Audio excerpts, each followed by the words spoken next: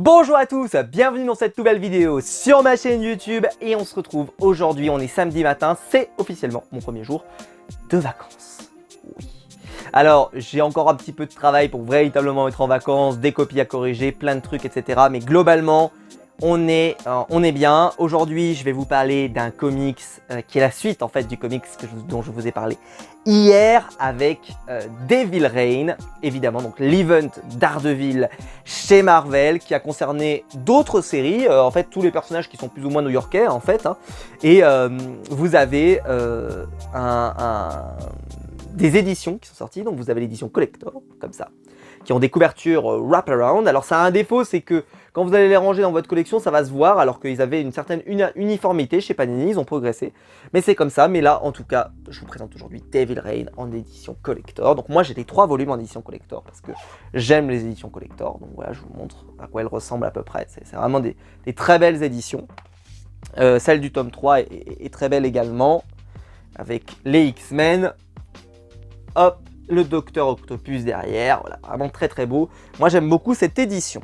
Mais celle que j'aime le plus, hein, c'est vraiment la 4e de couverture de ce volume-là, qui est vraiment extraordinaire. Et en fait, si vous les placez les unes à côté des autres, normalement c'est censé faire un immense dessin en 6 volumes. Je vais avoir du mal à vous le montrer évidemment en vidéo. Alors, de quoi ça parle Devil Reign? Alors, Devil Reign, c'est Wilson Fisk est le maire de New York et décide de s'attaquer notamment à Daredevil, mais en réalité tous les personnages de l'univers Marvel qui sont dans la ville trinquent puisqu'il veut découvrir l'identité secrète de Daredevil, ou je devrais dire, sans trop spoiler, la redécouvrir. Quand on arrive à ce volume-là, en fait c'est le bordel dans la ville. Et vous avez donc Daredevil, Spider-Man et plein de héros de l'univers Marvel qui vont devoir essayer de s'unir pour essayer de contrecarrer les plans de Wilson Fisk, en sachant que c'est une forme de Civil War, pour ceux qui connaissent un peu, mais pas du tout avec la même dimension, et ça reste quand même beaucoup plus sobre. Et je vous montre, hein, au niveau des dessins, c'est quand même relativement magnifique, avec Marco Checchetto qui fait en fait peut-être un de ses meilleurs boulots. Alors déjà qu'il était très bon sur Daredevil, mais évidemment là il est très bon. Après évidemment c'est un event, donc vous avez certains épisodes qui sont un peu moins sympas, puisque vous avez des tie-in là-dedans. Moi vu que je suis un immense fan de ce run, évidemment je prends tout, hein, tous les tie-in, tout ce que vous voulez, je vais tout prendre. Mais vous avez évidemment des épisodes qui se valent, des épisodes qui se valent moins.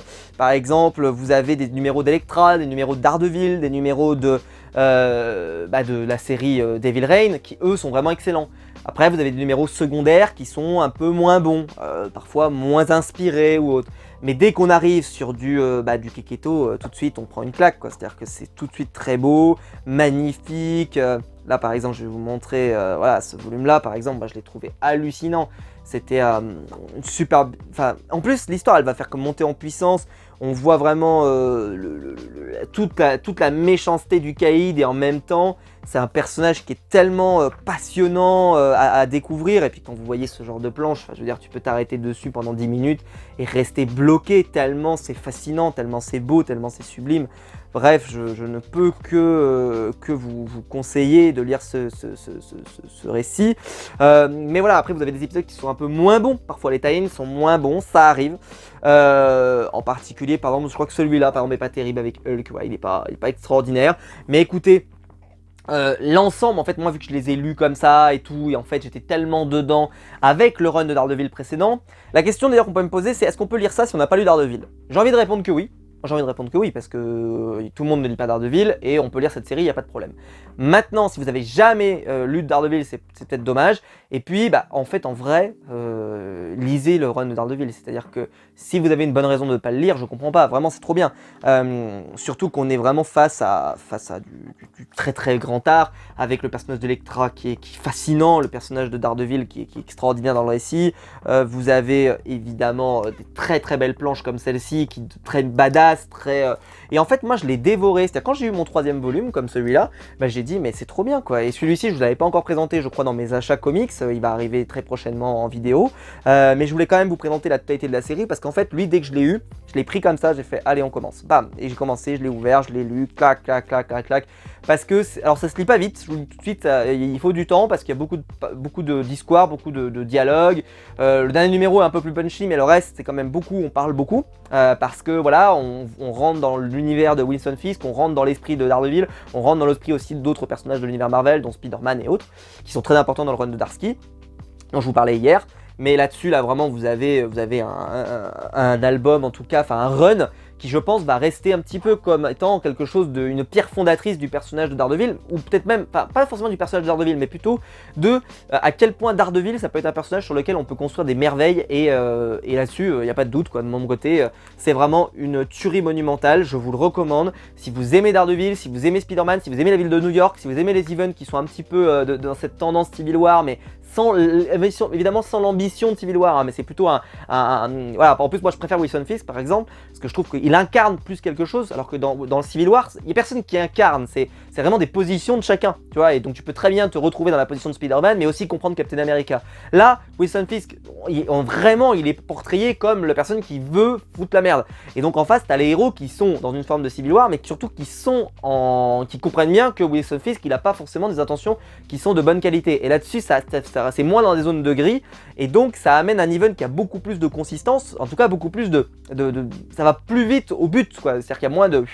Non, on voit tout de suite les enjeux, on comprend très vite les positions de chacun, et Daredevil d'ailleurs, il a tout de suite une position qui est très claire sur le sujet, et c'est un bonheur de suivre ce personnage, quand en plus il est magnifiquement dessiné, quand Elektra en plus, vraiment les deux, je trouve qu'il y a vraiment une alchimie qui est géniale, et Chip Zdarsky, honnêtement, il a fait une merveille sur ce run, donc vous pouvez le prendre en soupe si vous avez un peu moins les moyens, d'accord, vous pouvez le prendre en soupe, mais si vous avez un tout petit peu de sous, prenez les éditions collector, parce que ça, vous voyez, c'est le genre d'album, moi je les rachèterai pas après. Vous voyez, j'ai les éditions collector, elles sont en dur, et voilà, je les rachèterai pas en deluxe ou en absolute quand ça sortira plus tard.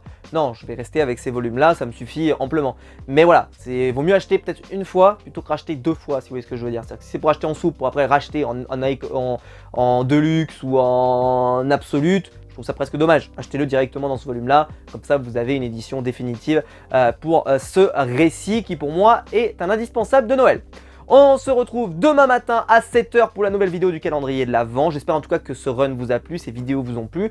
Là en 2 jours j'ai parlé de Daredevil, donc je suis trop content. Daredevil est un héros à suivre chez Marvel. Foncez découvrir ces histoires, lisez du Bendis. On espère qu'en 2023 il y aura du Brubaker qui sera publié chez Panini Comics. Je ne sais pas si c'était annoncé ou pas, mais en tout cas j'espère qu'ils vont le republier parce que les Deluxe sont plus dispo, donc il serait temps de le republier. Voilà, et franchement, découvrez tout ça. Je crois que pareil, les icons, ça va de s'arrêter. Donc si jamais vous voulez acheter, prenez du Frank Miller, c'est dispo en ce moment. Prenez ceux de Mark Waid, je sais pas s'ils sont encore disponibles, mais prenez-les avant qu'ils tombent en rupture.